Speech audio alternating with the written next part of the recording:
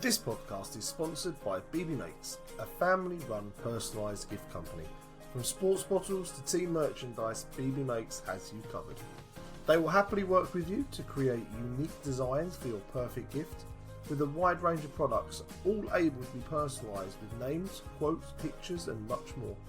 Head over to bbmakes.com. That's www.bebemakes.com and use the code COYS so they know that we sent you. Oh, and of course, come on you Spurs. Welcome to the Spurs News Podcast, your home for all things Tottenham Hotspur.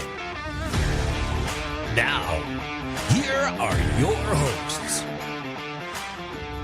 Hello everybody and welcome to a new episode of the Spurs News Podcast. I am Sam. Joining me to discuss all things in the never dull world of Tottenham Hotspur, it's Stefan. Hello, mate. You seem to have a bit of like a spring in your step in that voice. Yes. I've not heard that level of introduction for a while. Well, yes. We are recording this Friday the 31st of January, or as someone said on Twitter this morning, the 271st of January. Oh, I feel that one. Yep. Yeah. Which is the night following our academy players. The boys done good, and for me, and for everyone else who kind of keeps one eye on the academy, it was a fun night. But we're gonna get to that. Okay. I can't start with that because there are other things that need to be talked about first, and I want to get them out the way first before I have fun. On the podcast last week. Possibly the week before, I talked about the next 4 games. I talked about the importance of results in those 4 games. We had 2 league games, 2 Europa League games. We have won both the Europa League games, which we needed to do to get a week off, like a midweek off. We've achieved that, which is really important. We won away, which was a crazy game, but we won. And winning away in Europe, that's what it's all about.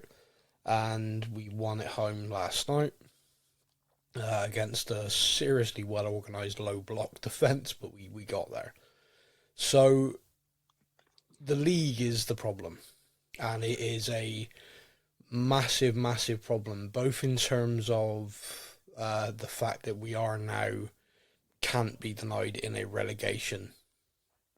Well, let me put it to you. Do you feel like we're actually in a relegation battle now?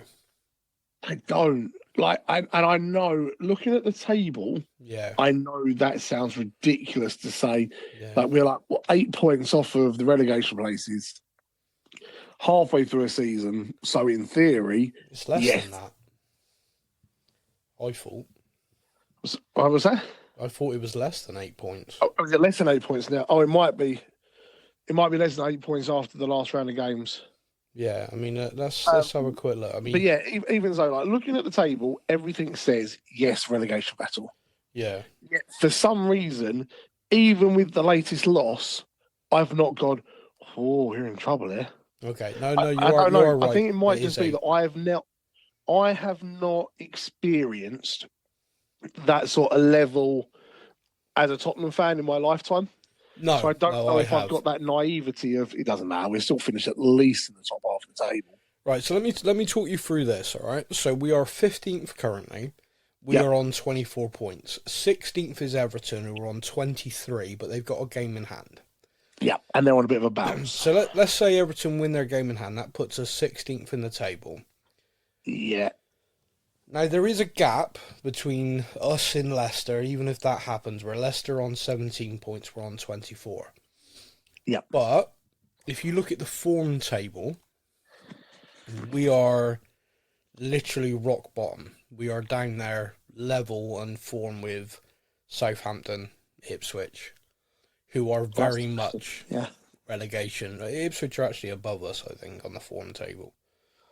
Now, my experience of this takes us back to the 90s, and I mean, I still believe to this day, and other fans can disagree on this everything, I still believe to this day that if we hadn't brought Klinsmann back in January, or whenever it was we brought him back, we'd have got relegated that season. He was literally the difference maker. His goals kept us up.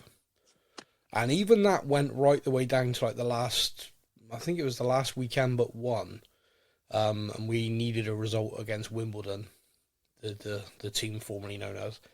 And we did it. Now, the funny thing is a perception thing, which is if we were fifth and we were this many points off of fourth, everyone would be looking at that going, oh, the season's not over, we got there's loads of games left, we're good, like we can rein that in. Yeah. But yeah, it's funny that people are looking at this currently in the table like, oh, we're this many places off the relegation, and they're like, yeah, that's fine, we're fine.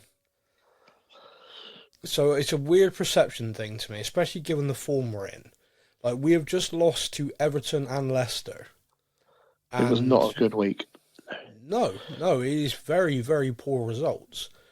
We'll go on to why I think this is happening in a moment, but with those results as they are, I genuinely thought, not the hyperbole, that after the Leicester game, Ange was going to get sacked.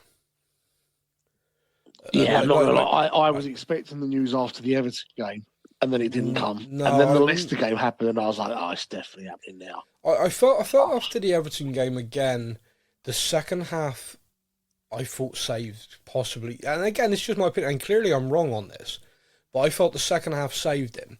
I felt the problem you've got is when the player's down tools, that's when the chairman and people have got no choice. Like when the players are like, this isn't working, we're done with this. But the fact is, they went 3-0 down in that game because he made a mistake, trying to adjust the formation and the tactics to fit the fit players, rather than shoehorning them in different places. And he said, like, it was my mistake. And I said on the podcast last week, I think that was the pressure getting to him that he did that. Yeah. But in the second half, setting their formation, I know Everton probably eased off. They were 3-0 up, but we did nearly come back and draw that game.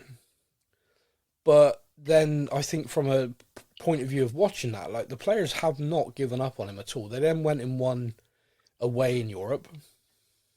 Then at Leicester at home, I was thinking, got to win this. But the one, I don't know where everyone else feels watching, and I know everyone's got different opinions, and so I'll come to yours after this. Me, from minute one, we looked fucked. Oh, God, yeah. Like, the whole side on there looked like they were running in sand. They all looked fatigued, every last one of them. And we went 1-0 up, and it was kind of, I was watching, I was like, if we don't go 2 or 3 here, I think we're in trouble, because in the second half, it's like a really, really stupid thing, but everybody must know this. If you're busy and you're active and you're doing something, then you stop, to get going again is actually sucks. Yeah, it sucks. Now, athletes and stuff like that, obviously they're in tune and everything like that, but they are so fucked right now that the opening 5 minutes of that second half was probably the worst I've ever seen a team, any team, look that has been fielded in the Premier League. And I don't mean that in the, like, everyone's digging certain people like, oh, Porro's out of position here, this happened. Yeah, okay, you can be really hypercritical, but for me, I just looked at it and went, this could end up being 7-1 defeat, because all of them look dead. After that 5 minutes, that all their bodies and that got going again or whatever, and you could see they were back to sort of where they were in the first half.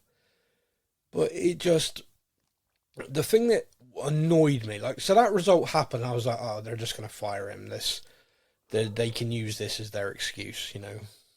But for me, the thing that really wound me up is, like, how in the hell can you be running this football club, sit there and watch this happen for an entire month? Because it has been getting worse as the month has gone on. Yeah. The entire month of January, this same core group of people have had to go through the pain barrier on a regular basis to keep going, and we keep dropping. Like, almost every game, one player might sort of come back, but then another one drops. Well, yeah, you think so. Against Leicester, it was against Everton. Richarlison came back and Yeah. had to be replaced because of an injury, Yeah. and Sarr had to go off with an injury. Yeah. And then against Leicester, Sarr was meant to be on the bench but was forced to play because we lost Maddison just before the game started. Yeah. And then last night, we lost Radu. Yeah. Like Mickey Van der Ven's back. Yay! Oh, no. And now Radu's gone. Okay. Yeah. Brilliant.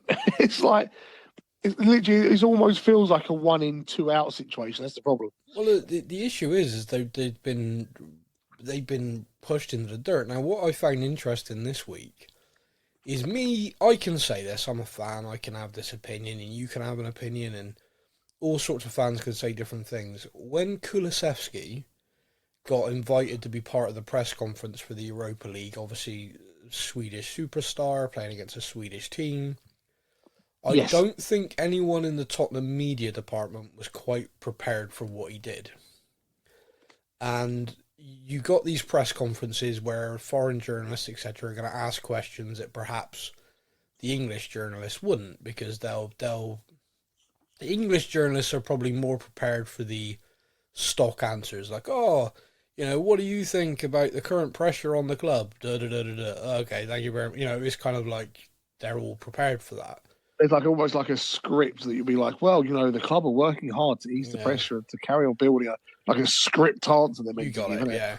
However, someone either didn't give him the script or he didn't care for it, because Dejan Kulusevski basically went in 2-footed on the club. In protection of Ange, he was almost, I describe it as passionate in the way he talked about, we're all behind him. We all love the football that we can play.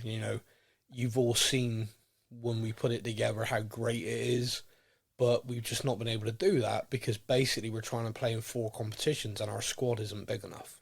Of 11 players, yeah. He just made it abundantly clear what the problem is. Now, us as fans can say that until we're blue in the face, scream Levy out. I think that, personally, will have a bigger impact than any of it. Because he kind of almost rallied the fans and gave them a kind of, yes, thank you very much. Everyone point to what he's saying. And it also demonstrates to me quite clearly, which is something that's obvious, but the players feel it. The players feel like they've been hung out to dry. The ones that are there battling, fighting, still trying to keep going, are looking around like, are you going to help us?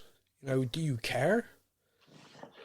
Yeah, like at this point, Christ, just get someone in on loan for 3 months. Just do something to give us a centre-back or a midfielder or just something to help us a little bit here, Yeah, exactly. Now, is there anything, and because, I've been quite... I describe myself as very jaded before kickoff last night. I'm pissed off. I dedicate a lot of my time, money and everything to supporting this football club. And I'm just sort of looking at it like, meet me halfway. Like, don't just at least pretend. Like, at least you used to pretend you cared about the football. At least you'd give some lip service to, look, we're here, we want to win trophies. But now it's just, you can't hide behind any of that because this month has been such a disaster. And there's been like a real deafening silence from higher up in the club as well about transfers. Well, like, normally by now we've had a good 4 or 5. We tried to sign this player, but it couldn't quite agree this, or we didn't do that. And this window's just been like, look, we signed a goalkeeper. Yeah, and then ever since the last few days, so last weekend against Leicester, every journalist there described it as the loudest they've ever heard the Levy out chants at that stadium. You've heard them before, you've heard mumblings of it before, you've heard the away fans very clearly. But there were 3 or 4 occasions definitely that I heard it and thought, wow, that's the whole stadium singing that. That's not loud. Like a pocket, it was loud. And I think Ali Gold of Football London wrote, that was thousands and thousands of Tottenham fans, and all the journalists were looking at each other like, oh, wow. That is, that's not just a pocket in the corner. That's That is really loud. And the problem for Daniel Levy is that during a match, you can't just turn the music up and drown it out like you can at full time. Oh, yeah, and he loved doing that at full time. He loves doing that at full time, but unfortunately, during the match, you can't suddenly have music playing to drown out the fans. There was also a number of fan-led groups who were working hard around fan engagement and working to create atmosphere, like singing corners, all sorts of things to try and create an atmosphere inside the stadium. These groups contacted the club and were like, look, we want to do this, we want to do this. They are the ones who organised the TIFO and everything like that. All of that was done, flags, everything, from fans funding it. The club never got involved. The club, and they just allowed it to happen or didn't allow it to happen for certain games. It was all funded by fans, crowd-funded, all done, delivered. Now, those groups, some time ago, probably about 6, 7, 8 weeks ago, all put out a statement separately to each other that they're no longer engaging with the club because they felt completely let down, completely ignored, completely belittled by the club in the sense of they're trying to drive fan engagement, trying to do this, and the club just weren't interested. And they were also angry over the ticket pricing, the concessions being done. So they joined together, and there's a charter that changed for Spurs.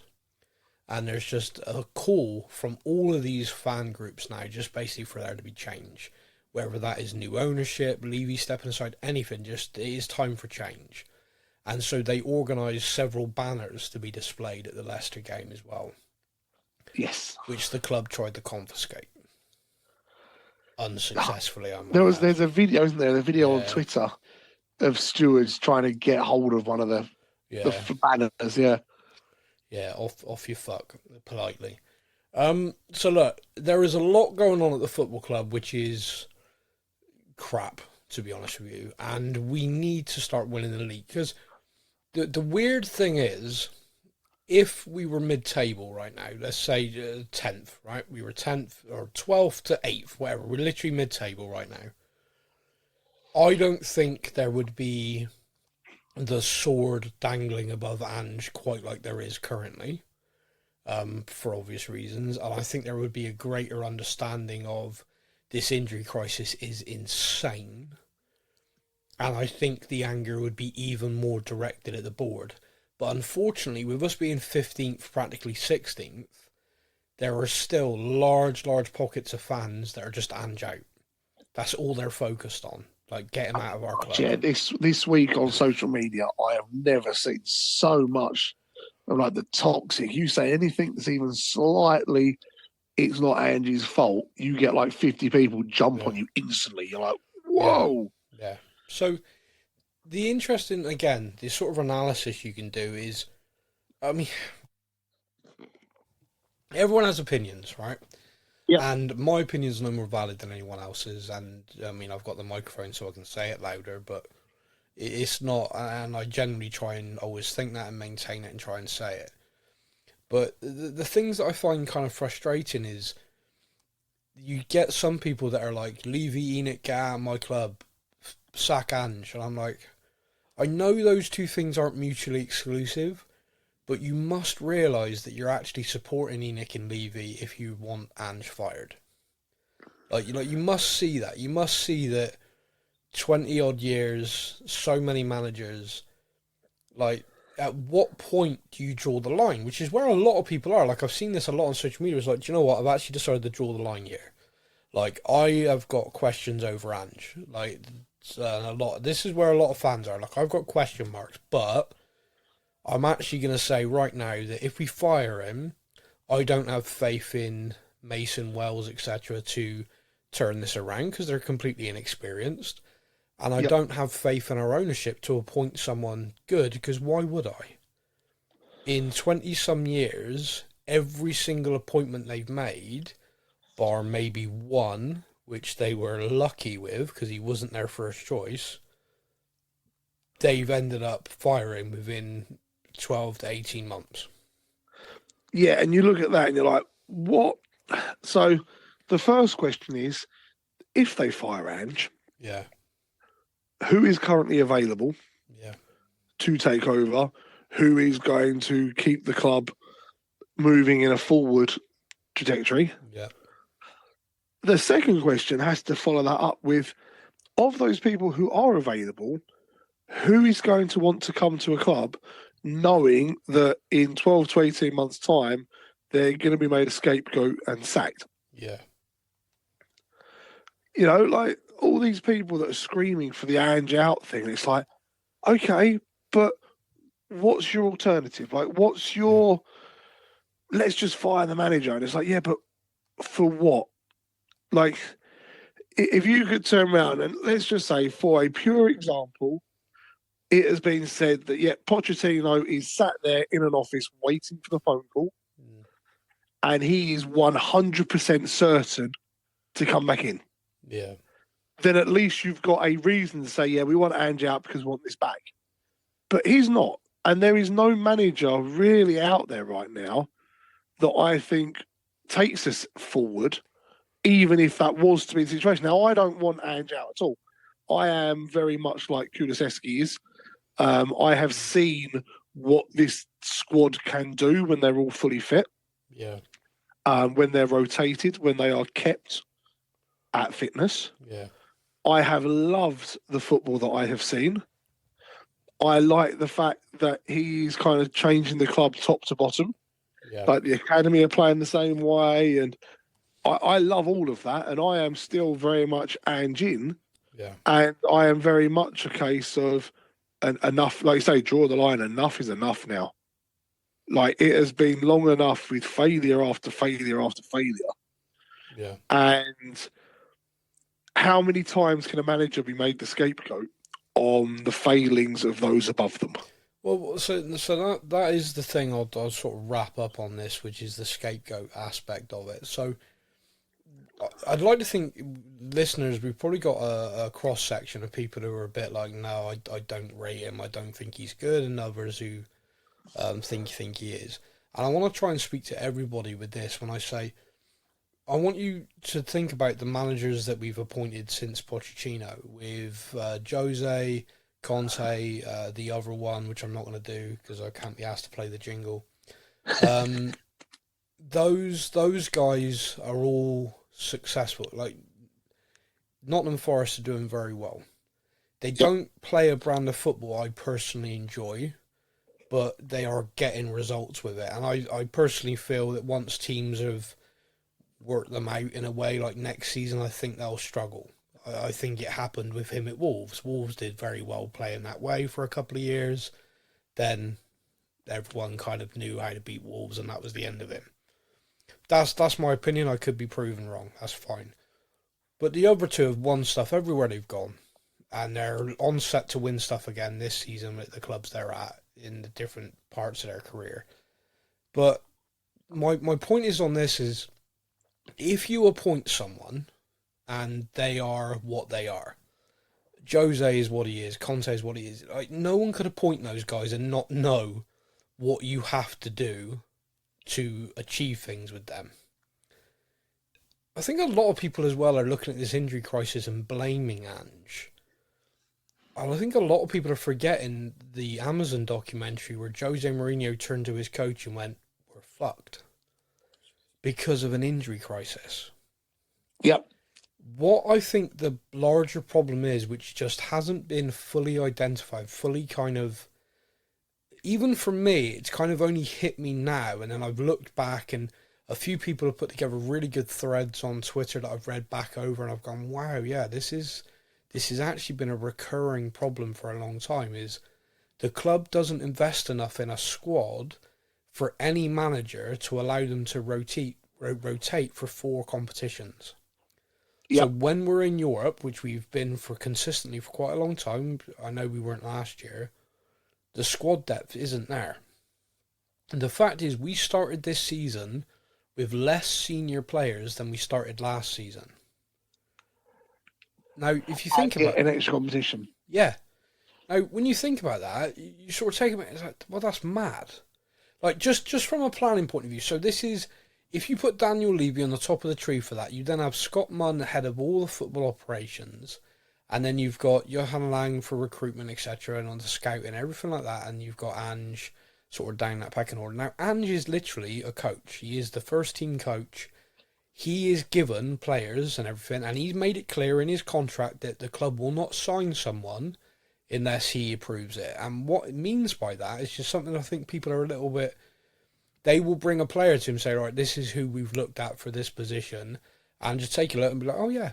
Now let me talk to him. Okay, I've spoke to him. Yeah, he seems a good lad. I think he'll fit in. Yeah, let's go ahead with that. That's where that is. Ange isn't picking the players. And I think this is a really important thing that a lot of people are missing with this. He isn't doing that. That isn't the structure of the club. The club is putting together lists and sitting down with Ange going, right, this is who we're looking at. Ange quite possibly might go, hey, I'd love that guy. And at that point, Daniel Levy will laugh and say, yeah, right, no chance. But that's how that works. So the club are putting together the signing, the club, the hierarchy, the scouting. This is the way the director of football system works. Lots of clubs operate in this way, especially sort of in the modern time. European clubs have operated in that way since the dawn of time. And it's the way, the whole idea behind this, in theory, is that if you create a style for the club, this is how we as a club want to play, like players going in and out like cogs, the head coach can as well. So let's say, Ange suddenly gets offered an international job and he goes, right, sorry guys, I want to leave. Even if he's doing really well, you can replace him with a coach who will follow the same kind of philosophy. Little tweaks, and a perfect example a little bit is what's happened at Liverpool. Slot's come in and he had a very similar style to Klopp, but just that little bit more structured than Klopp. But it's been seamless, and that's kind of where this operation, this kind of philosophy is where it sits. Yeah, you look at Brighton. Yeah, Brighton always. Managers come in and out, and they keep somehow getting better. They sell their star player, bring in someone no one's ever heard of, and carry on getting better. Yeah. And the idea is you create this structure around it. So the idea, like a lot of people are like, oh, we only sign. For me, it's like we sign teenagers. And we're expecting them to be playing like seasoned pros. And I think they're doing amazing. But it isn't the same. Ange can't look round to the bench and be like, right, okay, I need to bring a guy. Now, last season, everybody knew that Højbjerg wasn't an Ange player. Højbjerg knew that. Ange knew that. We as fans could see that. But the whole season, anytime Ange was like, okay, I need to bring someone on, calm this down, he brought him on and he did a job. Like for 20 minutes, 15 minutes, 30 minutes. Started rarely, but he did these shifts when he came on that an experienced player can do. And he'd come on like tapping his head, like, everyone, calm down, don't worry about it, we got this. And it made a massive difference. There were potential defeats last year that were draws and potential draws that were wins because of that experienced impact off the bench. This season we haven't had that. When he's turning around and looking behind him, it's kids. Now, an injury crisis, people are saying, well, earlier in the season he had more players and he wasn't rotated enough. Hindsight's 2020. I don't think anyone could have predicted the carnage that happened. Like, there's literally been physio changes and a doctor fired from the club because the advice given are like, yeah, they're fit. Oh, no, they broke down. Damn, I was wrong. You can't, like, as the coach, you've got to rely on what the sports scientists are saying, what the doctors are saying. Okay, can I pick him? Yes, okay. Can I pick him? Yeah, but he shouldn't do more than 30 minutes. Okay. Well, he's on the pitch for 30 minutes and I've had 4 other players go down injured, so shit, he has to stay on. Oh, now he's broken down. Whose fault's that? Like, I don't think you can point to Ange and say, that's your fault, those 4 players got injured. Well, no, that's nonsense. You can be frustrated at it, at the club, continually frustrated at the situation we're in. But the whole kind of like, oh, he's caused it, he's a part of this. The training. You've literally got an article which has clearly been fed to the Daily Mail by the club. Because it's like, oh, the training methods of players. Because the very next day, one of the players goes on the record with a different journalist and says that's nonsense. Like, there is no intensive training session right now because we're playing twice a week. So it Yeah, is by the time literally we've done the recovery Yeah. and the build up for the match, we've got one day in the middle to Yeah. just not get injured. So if you're looking at the fact that we're playing typically Saturday, Sunday, and then Thursday every week, or Wednesday, Thursday, depending on which competition it is, Yep. you are literally like, you play, recovery, light work, you know, how is everybody, you know, has anyone picked up any knocks, whatever, then prep for the next game. And like Pedro Porres said, like the vast majority of it at the moment, because of the threadbare squad, is being done, and it's kind of like, it's just a walkthrough. That's what it is, and it's, you can't get that intensive level of training, which I'm sure Ange would like, and I'm sure there's players in there who are suffering about it, but you can't. It's just impossible. And yeah, I don't know. I'm kind of, like I said, I'm frustrated at the club. I'm annoyed that they've been put in this position.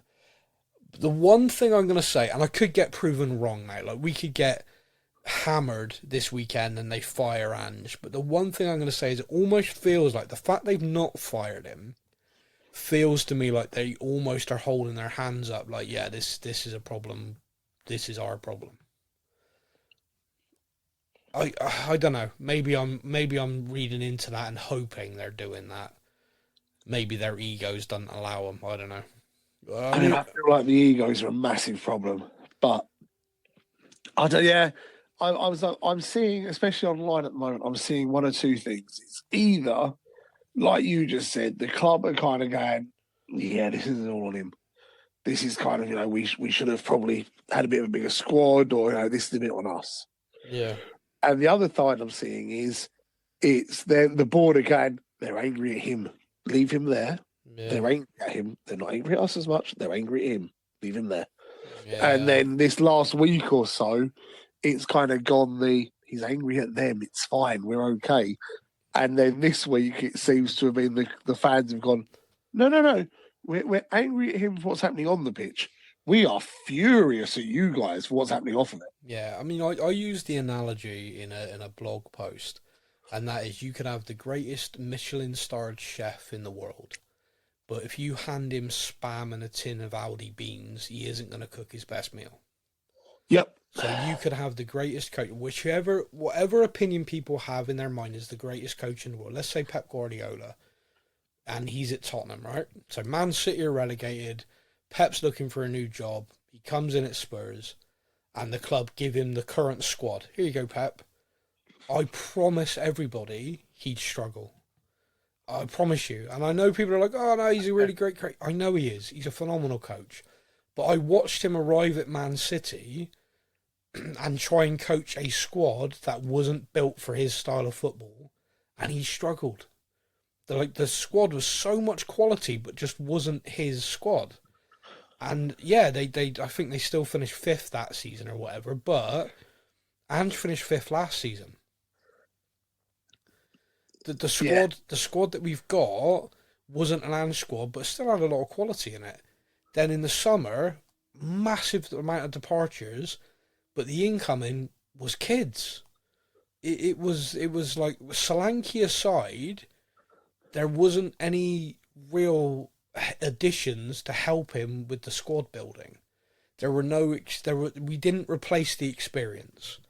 And even if Pep was there right now, he would have the same strength. You only got to look at Man City this season to see that when certain players go over, if you like, go certain age out, and certain players are injured, it can break down, because you like Pep, the way he manages, and it's like, here's the machine, this is how we play, and all the players are the cogs, but some of these important cogs are missing. I need experience to come in, and if you haven't got that, the whole frigging thing breaks. You can still have quality, you know, look, Man City have got quality coming out their ears, so they're still picking up more results than us. All of our quality is currently in the physio room. Yeah. And I love the fact as well, like, the whole narrative thing. So Man City was struggling because they were without one player. Yeah, I'm not sure about that. Tottenham are struggling, missing 10 players, but the manager's out of his depth, doesn't know what he's doing. Yeah, and I'm like, wait a minute. Yeah. So let's just finish on this, because I want people to think about this as well. Our Vicario is our first choice goalkeeper. He's out. Romero and Van der Ven, I know Van der Ven played 45 minutes last night, but let's just say in the league he's been out. So our first choice central defensive pairing has been out. Udogie, our first choice left back, is out. Okay? So that is 4 of our back 5 have been missing for a considerable chunk of time. Now I want you to go to any other team in the league right now, any team, Liverpool, Man City, Man United, Chelsea, all of them, and I want you to remove their first choice goalkeeper, their first choice central defenders, their first choice left back. Then I want you to go into midfield, because right now Maddison's out as well, and take out their most creative player. And then I want you to take out their best striker, Solanke, for us. Okay? Picture any team and take those players out and tell me that they're the same team. They're not. There isn't a team in Europe you could do that to and say, look, they're still as good. It's just not what it is. It's not how that works. Yeah, of course, players are coming in and rotating. Some of those teams have got better squads and would cope better with it. Certainly cope better than us, but it still wouldn't be the same. They would still struggle. You could go to Real Madrid, take out the keeper, the 3 defenders, Bellingham and Vinicius Jr. Yeah. And watch them not do as well. You know what I mean? And that is the people equivalent. Don't seem to understand. Yeah, exactly. And you hear the we discussion. Had actual, we were, I think it was in the group chat.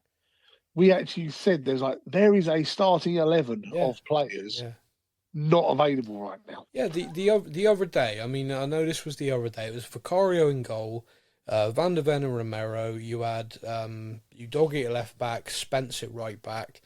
And then when you went into midfield, you had Maddison. But anyway, it doesn't matter. Maddison, Sarr was out injured. You had Werner, Johnson, and Solanke up front. That is a starting 11. Yeah, Odebear as well. People have forgotten all about. So look, it is insane. It is absolutely insane. But we want to draw the line here, and we're going to head over to fan questions that are coming, and then we're going to.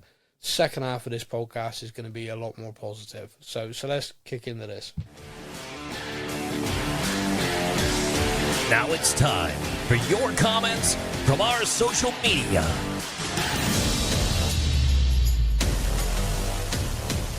Instagram or Facebook? Oh, Instagram. Instagram. Oh, see, now I'm under pressure. Because I know we don't get to do Instagram very often because people don't like us anymore. Yeah. Also, stupid Laura getting married and losing all her fans. This man has his own theme. Now it's time for a comment from Island Brother.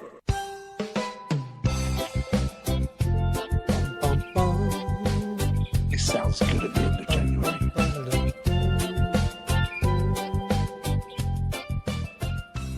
Island Brother, you need to message in more, man. Okay, wow. Wow, haven't felt that good about Spurs for quite some time. To see those youngsters score an important game and what it meant to them gave me the old feeling of connection I used to feel. Don't know what Sunday holds, but till then I'll keep this new idea of academy youngsters who have had poor loan spells breathing life into the season, saving the manager and going on to become integral parts of a revolution that reaches a Champions League final deep in the back of my mind.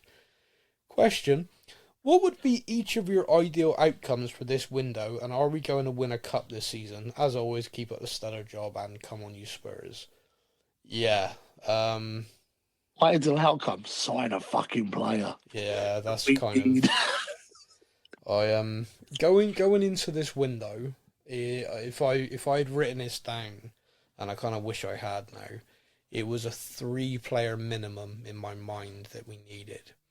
And when we signed the goalkeeper very early, I was like, oh, wow, okay, that wasn't on my list.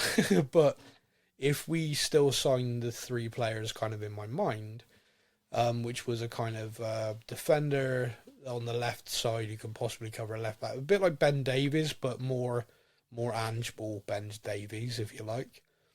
I do just want to say Ben Davies, consummate pro, and is not letting me down still. I know he's not an Ange Ball player overtly, but God, he tries. Man, he had a shot last night as well. Oh, yeah. I thought I was going in. Yeah, Ben Davies taking up the number 10 position and drilling a shot from 30 yards. That was special.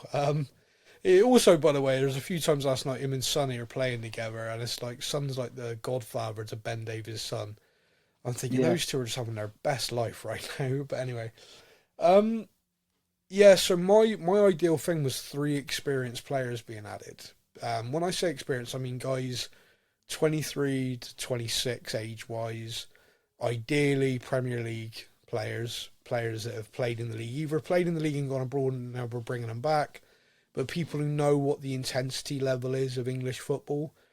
Mickey van der Ven post-game last night summed it up brilliantly. They were like, oh, you looked brilliant out there, Mickey, 45 minutes. And he went, yeah, but that's not the Premier League. Like, the Premier League is intense. It is fast. He's like, I feel good. I'm glad I got those minutes. But yeah, the Premier League's a step up. And he nailed that. He's absolutely right. And that's why when you're adding experience, you don't want to be signing it from the French league, the German league, because it is different. And it's not me saying our league's the best. It's me just, it is different. The intensity and the pace of it is a level up. And people who watch just football generally will know that. So it's interesting. So for me it was signing 3 players now. It's just, is there anyone coming? Like the player we're being linked with the most is a 19-year-old. And I just roll in my eyes. Like, okay, he might be really, really talented, but he's never played in England before. He's a teenager. He's literally everything that we've got on the bench that Angie's been saying, yeah, great, these kids are working their ass off, but they're kids. I know Polynesian Dad is very excited about the idea. Yeah. He does seem to be the only one in our group chat that's like, yeah, do it. The rest of us are kind of like, yeah, but like, can we not spend that money on Gibbs White, for example, who's got experience in the league and can play a couple of positions, I do think that the money that's being talked about is 60 million euros.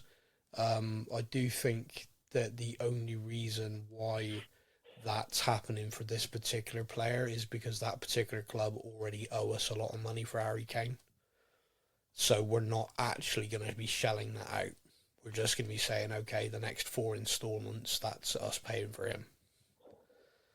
That sounds like DV. Yeah. So we're not actually finding that money down the back of the sofa. That's why we're targeting this particular player at that particular club. Just my humble opinion. Do I think we'll win a cup this season? I really don't think so. Not anymore. I've lost all faith. That's not on Ange and it's not on the players. I think they've been hung out to dry. I think any chance they had, if you watch them against Leicester, they were dead. Now, Leicester scored twice in those 5 minutes where we were really out of it. I am dreading what Liverpool are going to do to us. Yeah. Like, really, really in my stomach dreading. It's going to be humiliating. And for me, that's where Ange is going to get fired and the players are going to be ripped a new one on social media, but it's not their fault. They're dead. They are all all of them are out on their feet and have been put in this position by Lang, by Munn, by Levy, just hanging them out to dry. You're trying to compete in 4 competitions with a threadbare squad that has gone through an injury crisis. The transfer window opened. Within the first week, business should have been done. Because like I said on the podcast before, just because the transfer window doesn't open until the 1st of January, doesn't mean you can't work. They should have been going into this injury crisis became horrific in December. Yeah. And that should have been a meeting and we need to add to this squad. Yeah, we do. Okay, these are the players and these are the positions. Let's get to work. And if if you identified someone and they're like, no way, not in January. Okay, who's next on the list? Yeah. Because the whole brinkmanship of waiting towards the end of the window is bullshit. That is Levy 101. That is save a few quid. That is just wait until the end and hopefully some stuff will happen and we'll be able to grab a deal, grab a bargain. Find a player that someone's been trying to sell for the whole window and couldn't. And then get them for the cheap in the last couple of days. Yeah, and they'll put offers in, right? Now, look, I'm cynical and I'm really jaded with the club right now. But there will be offers thrown around so it leaks that we know is just going to get rejected. And it's going to piss clubs off because we do it all the time. Like a club's going to be like, no, like, if you'd come to us in the first week, maybe, because we'd have had the window to replace them. But not on deadline day.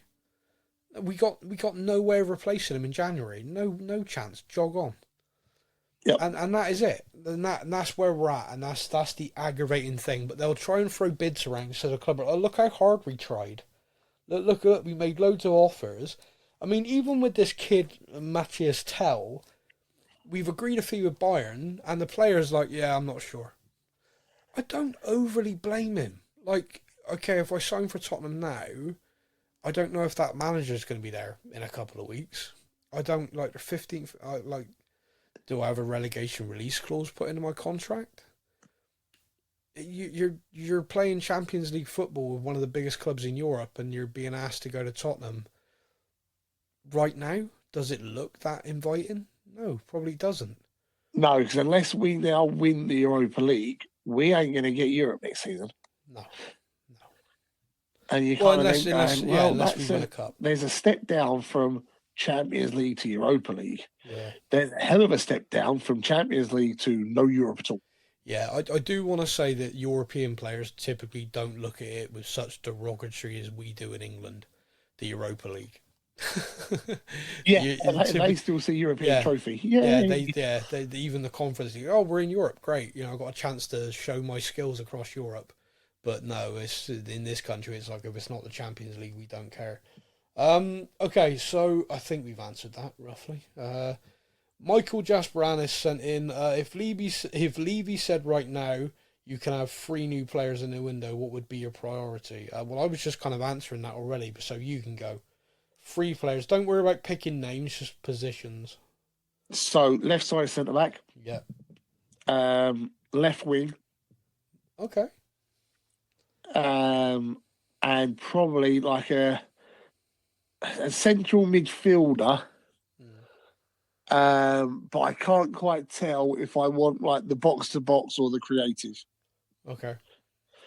Left wing, that's Sonny and Mikey Moore you're digging out. That seems harsh. See, Mikey, I think Mikey Moore can play on either wing, and I think he'd even be able to play behind a striker. Yeah. Son, I absolutely idolise Son. Yeah. But I think at his age, he needs the more rotation options. Okay. And in the nicest way possible, when Timo Werner comes back, that's not going to help us much. Okay, so Tom Perk says, as it stands, what would success look like in the league and the cups by May? What league position is realistic? For me, climbing the mid-table from where we're at would be good. Getting top 8 would be very good. It's a one-off game against Liverpool, and I don't know. The adrenaline, the occasion could possibly get us over the line and get us to a final. But honestly, I don't see it. Like, the fatigue levels in this squad, as been shown in these games, is it's awful. It is so bad. Like, you visually can watch it. Last night, Bentancur had a very good half.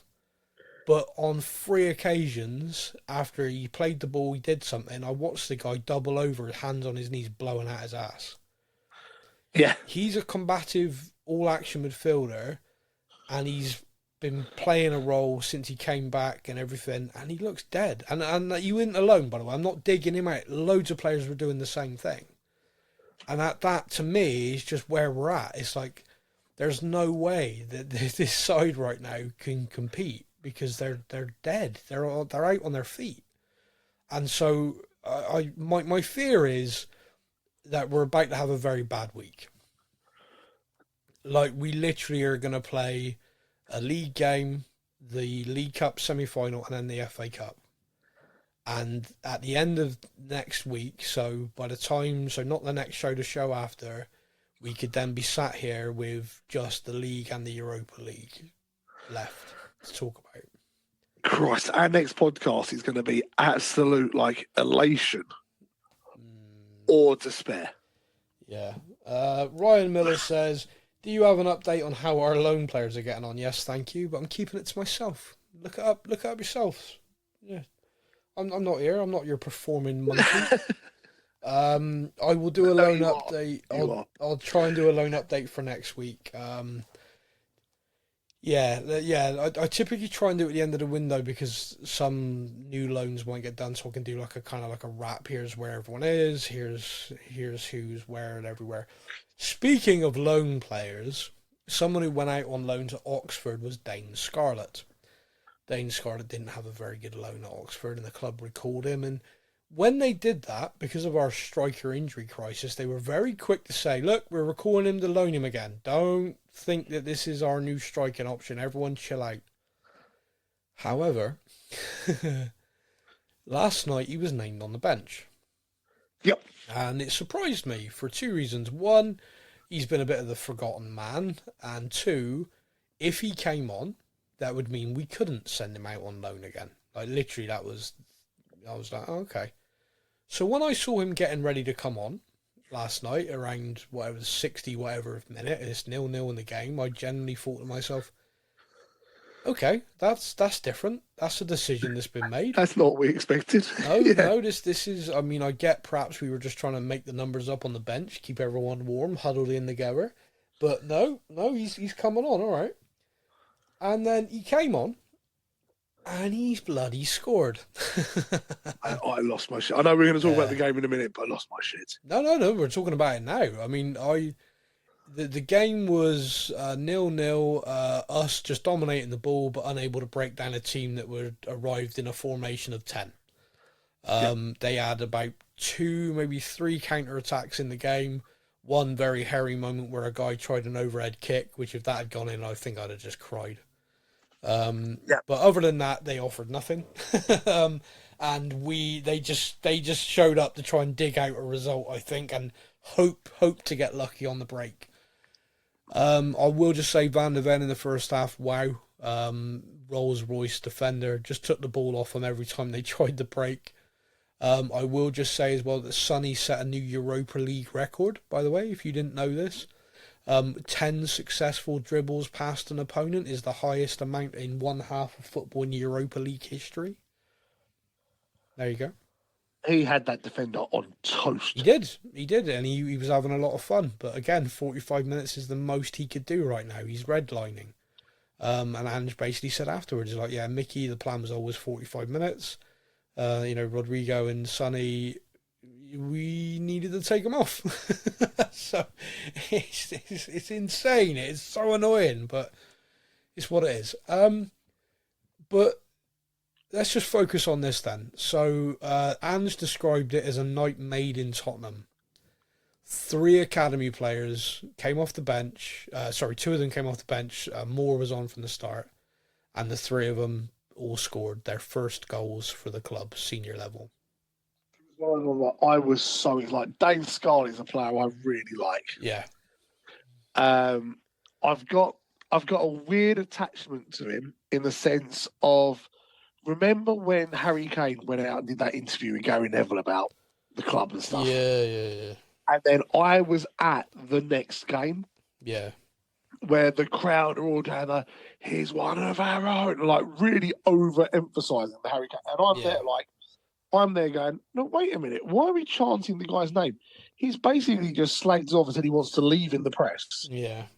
And so I was in the crowd. There was me and a small group of people around us who I'd never met before. We got, the same thing. Instead of singing Harry Kane, we were singing Dane Scarlett. Yeah.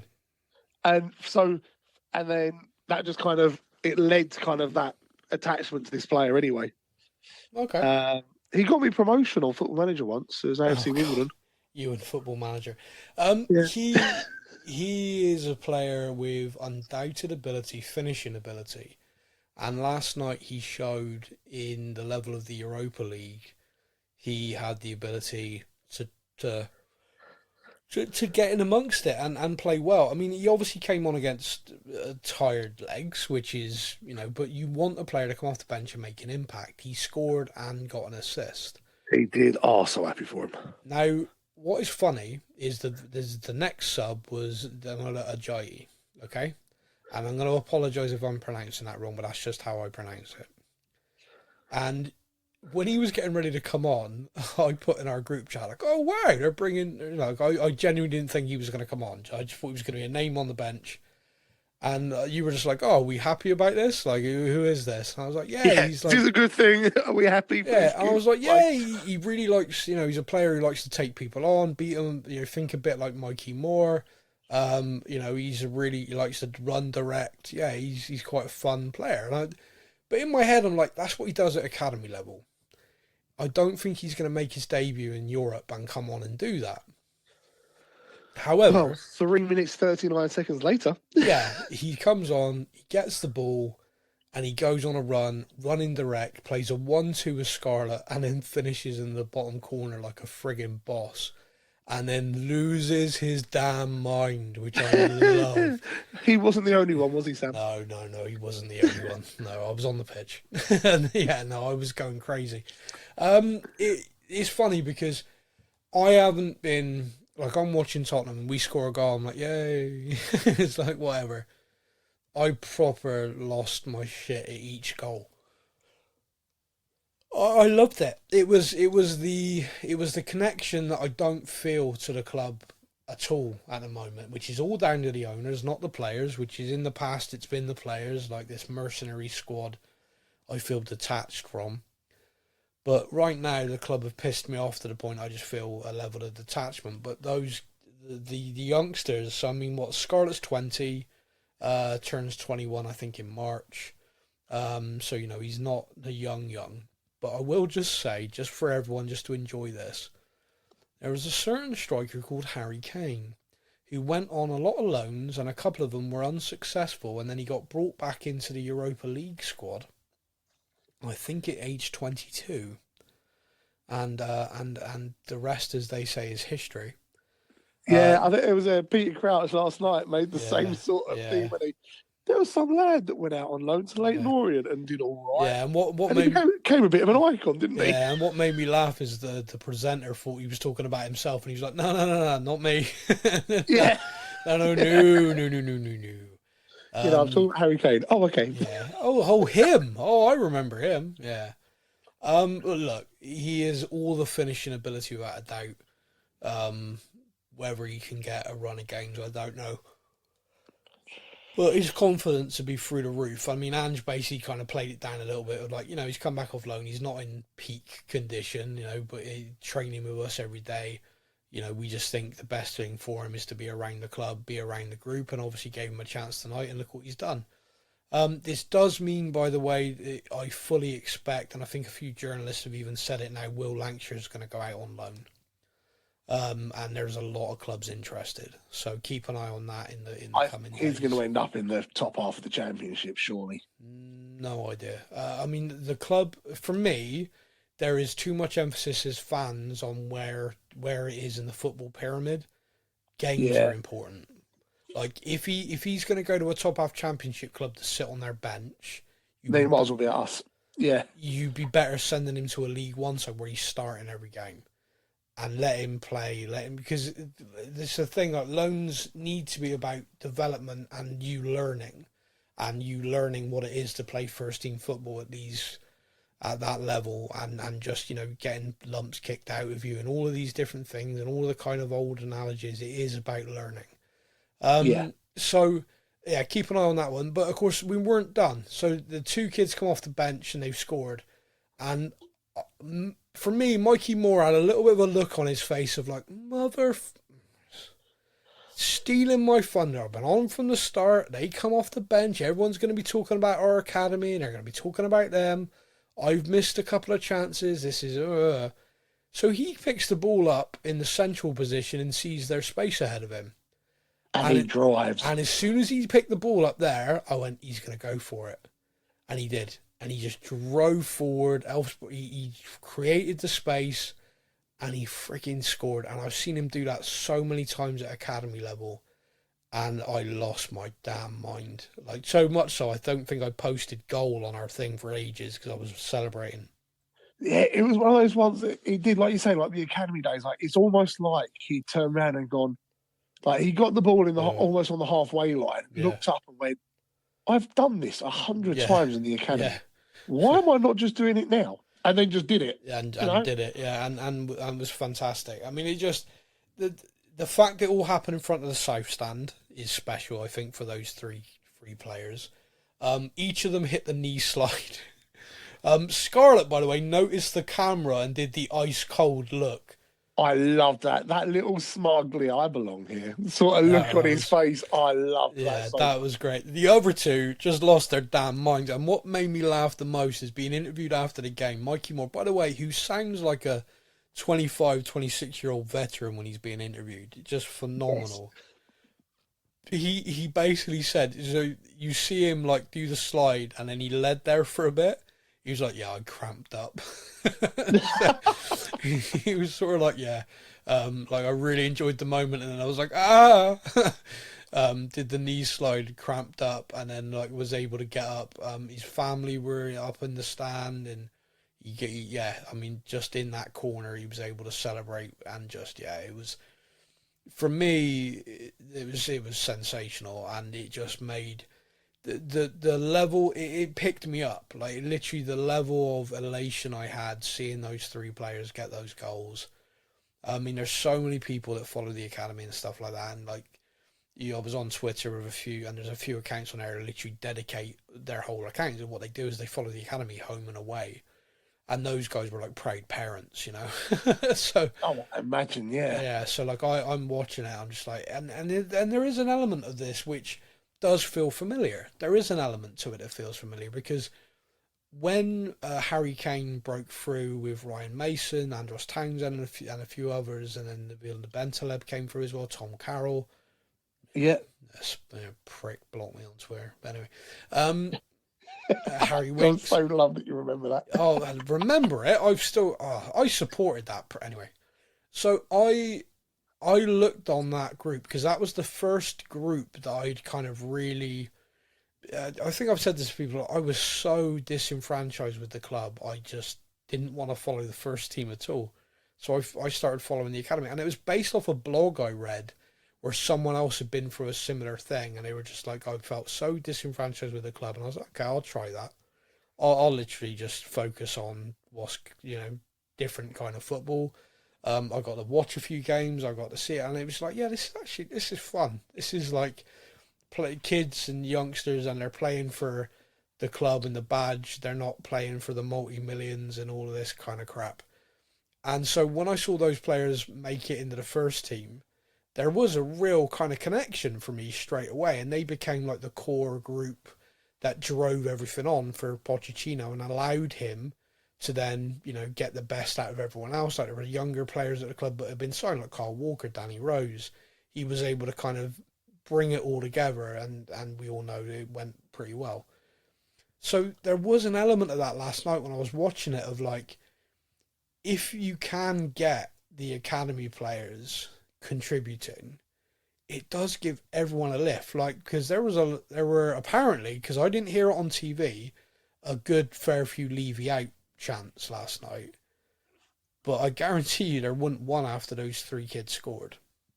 And that's not because people have changed their minds, it's because people were just loving they watched three academy kids score goals.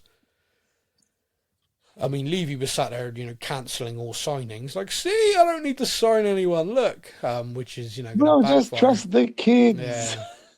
Yeah. But yeah, so I'm over the moon. I know you got to keep the standard of opposition in mind, and they were knackered. Blah blah blah blah blah. But it was a great, brilliant moment.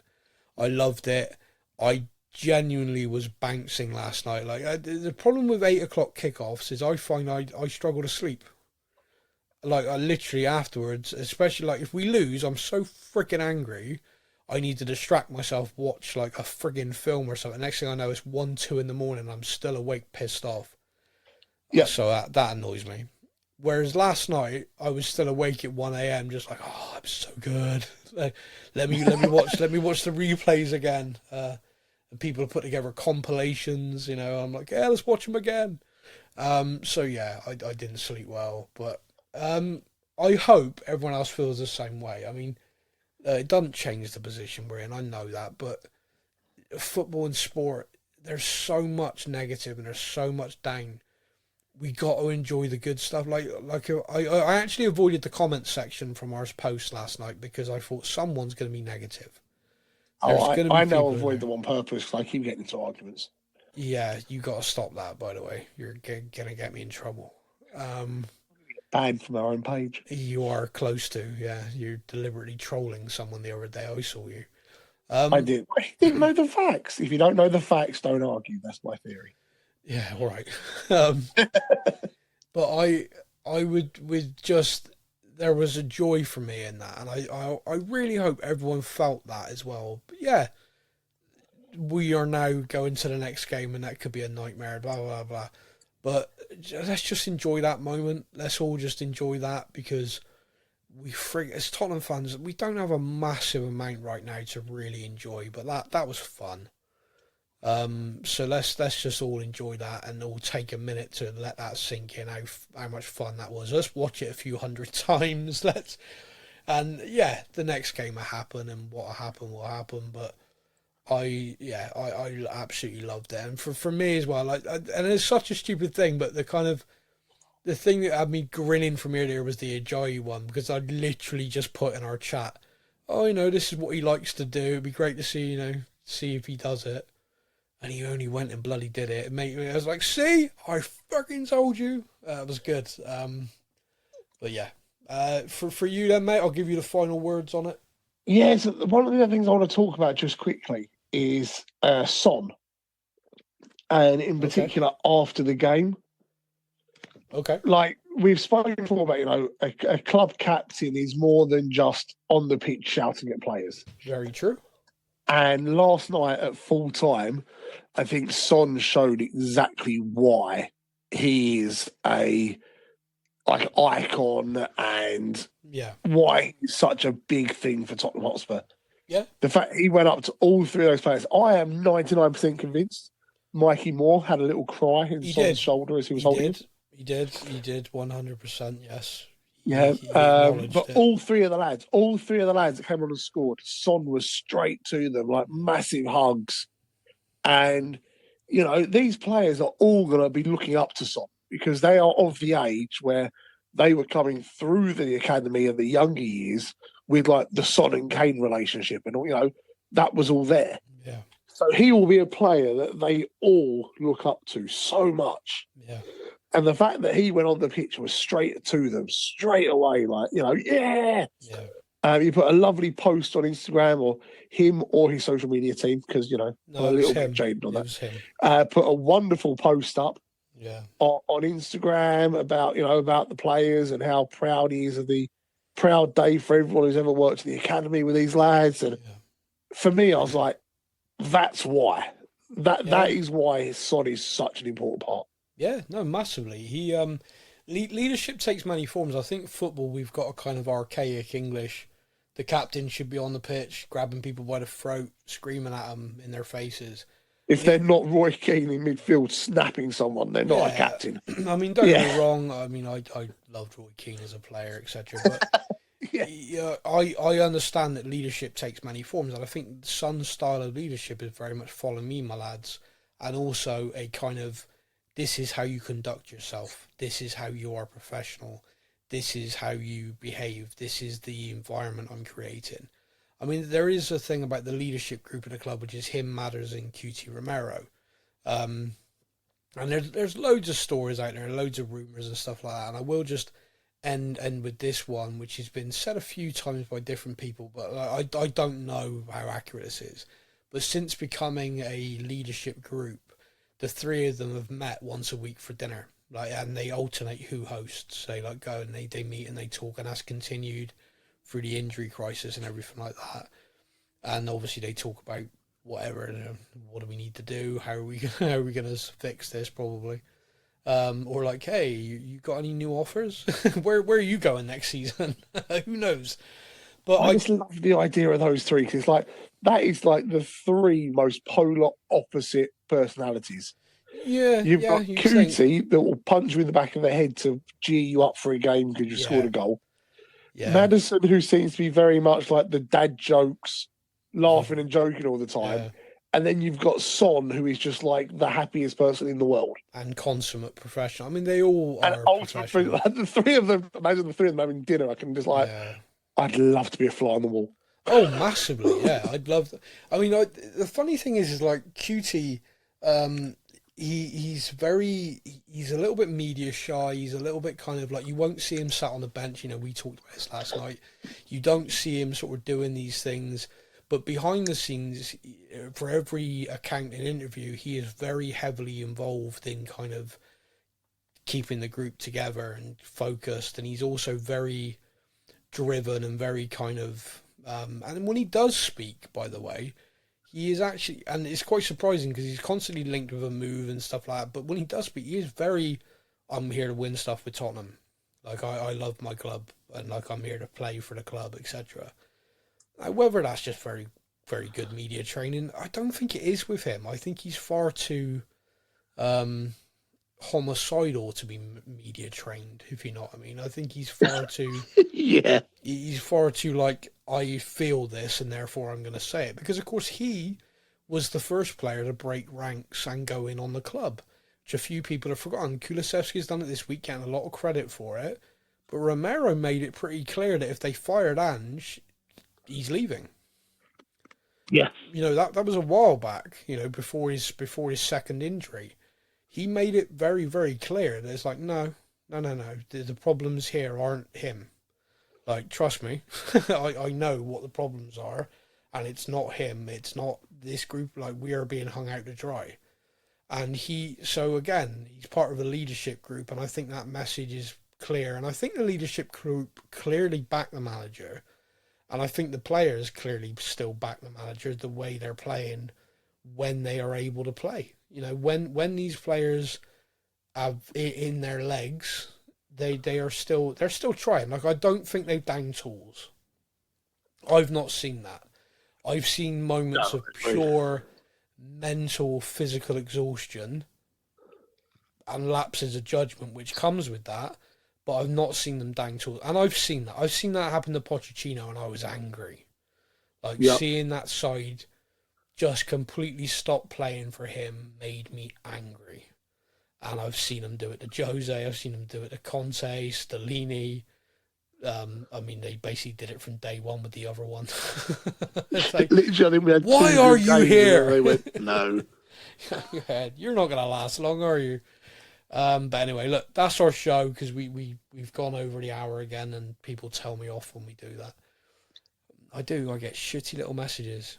Try and keep it to an hour, it's too long. All right, sorry. Listen to it in 2 parts. God's sake, Mum. God, I'm sorry. But anyway, that is our show. We will be back next week where we will be talking about, oh God, by the time we record, we would have played in the Premier League again, and we would have played Liverpool in the semi-final second leg. I don't know how I feel about any of that. Brentford next as well, isn't it? So it's not an easy game. We have no easy game. Leicester at home should have been an easy game when we lost. Fair point. Fair point. We literally just got to try and somehow find survive. It is. It feels like that. It feels like survival. The thing about signings as well, and I'll end on this. The thing that seems to be completely eluding our ownership and our structure at the club, it's not just about a physical body to help. It gives everyone a lift. You sign someone that, by the way, someone that all the players know, not someone they've all got a Danny Rose in Google. But you sign someone, it gives everyone a lift. Like, if I'm playing in central midfield and I'm dead on my ass and we sign a central midfielder, suddenly I'm going to be like, oh, I need to up myself. I need to up my game. I need to be, like, you know, it's not just an extra physical body to help. It lifts everything. The club, the fans, the players. And the players need a lift. Like last night, those academy kids are going to be on cloud 9. But the reality is the first team players are still dead. They're still out on their feet. And they're going to be playing this weekend. Anyway. Right, I've gone round in circles again. Mate, let's call it here. We will be back next week, everybody. And I'm going to pray to all of my gods that we somehow fluke a result at Anfield. Because then all of a sudden, we're just one game away from lifting a trophy. The one downside, of course, is even if we do that, then it's going to be Arsenal or Newcastle in the final. Two clubs that we don't exactly have great records against right now. No, that's true. Yeah, but that's future Sam's problem. Okay, everybody, thank you so much for listening. We'll be back next week.